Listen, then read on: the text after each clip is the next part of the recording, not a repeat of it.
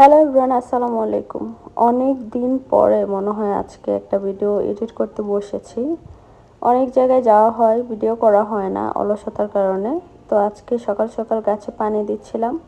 তারপর আমরা দুপুরের পরেই বিকেল বিকেল যখন হয়ে আসছিল তখনই যাচ্ছিলাম সোয়ারীঘাট হাসনাবাদ। আর এই হচ্ছে যাওয়ার পথ। আর এই এলাকাটা অনেক বেশি আগে থেকে সুন্দর হয়ে গেছে, অনেক অনেক শপিং মল হয়েছে। আর এখানে যাওয়ার পথের রাস্তাগুলো অনেক সুন্দর, অনেকটা আমাদের বিক্রমপুরের রাস্তার মতো। ঢাকার ভিতরে এত কাছাকাছি, এত সুন্দর প্রকৃতি, ভালোই লাগে মাঝে মধ্যে আসতে। আর এখানে নৌকা দিয়ে ঘোরারও ব্যবস্থা আছে, দেখতে পাচ্ছেন অনেকে নৌকা দিয়ে ঘুরতেছে। ছোট ছোট রেস্টুরেন্ট আছে এবং নৌকা দিয়ে ঘোরাটা সবচেয়ে বেশি আমার ভালো লেগেছে। আমি নৌকা দিয়ে ঘুরতে এসেছি আজকে। তো আমরা একটা নৌকা ভাড়া করে নিলাম। এই একটুখানি জায়গা একবার ঘোরালে 100, আর দুইবার যদি নিয়ে যাওয়া হয় তাহলে 200 টাকা। আর আমরা বলছিলাম যে আমাদের 2 রাউন্ড ঘোরাতে হবে, তাহলে আমরা 150 টাকা দিব। তারপর আমাদের 150 টাকায় 2টা রাউন্ড ঘোরানো হয়। তো আমরা নৌকায় বসে পড়ি। নৌকাটা খুব সুন্দর ছিল, পাটি বিছানো ছিল, সেখানে বসার ব্যবস্থা ছিল, ছড়ানো ছিল। নৌকাটা মোটামুটি বড় ছিল, আরও 2-3 জন বসা যাবে। আমাদের গ্রামের বাড়িতেও কিন্তু নৌকা আছে, সেই নৌকাটা এটার থেকে একটু ছোট, এটা একটু বড় নৌকা। আর এদিকে অনেকেই নৌকা দিয়ে ঘুরতেছে। আর দেখতেই পাচ্ছেন একটা সেতুর মতো দেখা যাচ্ছে, ওই পারে হচ্ছে একটা রেস্টুরেন্ট। এই রেস্টুরেন্টে আমরা একবার খেয়েছিলাম, কিন্তু এটা এবার দেখলাম অনেক অবস্থা খারাপ। তবে ঘুরতে ভালোই লাগছিল নৌকা দিয়ে। 2টা রাউন্ড মনে হলো মিনিটে শেষ হয়ে গেল। আর অনেকে পুরাটা ঘুরে।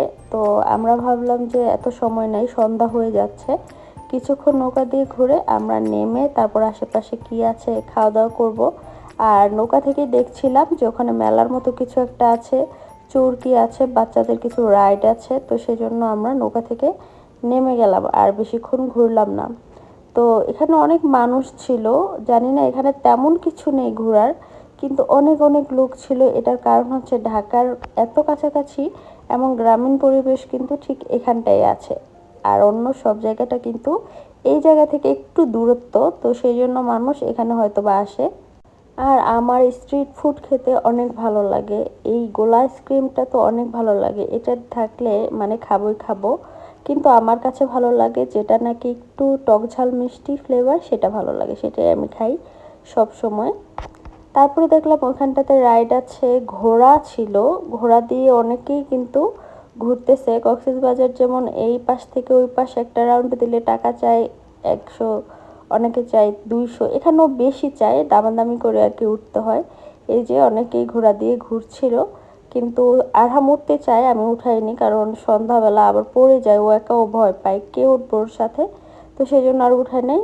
তারপরে কিন্তু ও এই রাইডে উঠলো, এখানে অনেকক্ষণ পর্যন্ত অনেক মজা করেছে। আর কোনো রাইডে ওরে আমরা উঠাই নাই।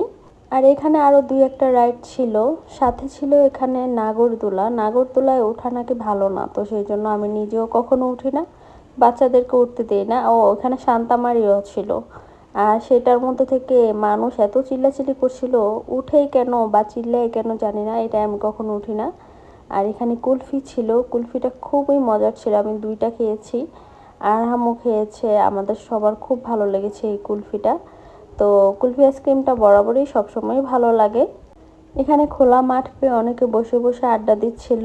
আর এই জায়গাটায় আমরাও বসেছি কিছুক্ষণ পরে।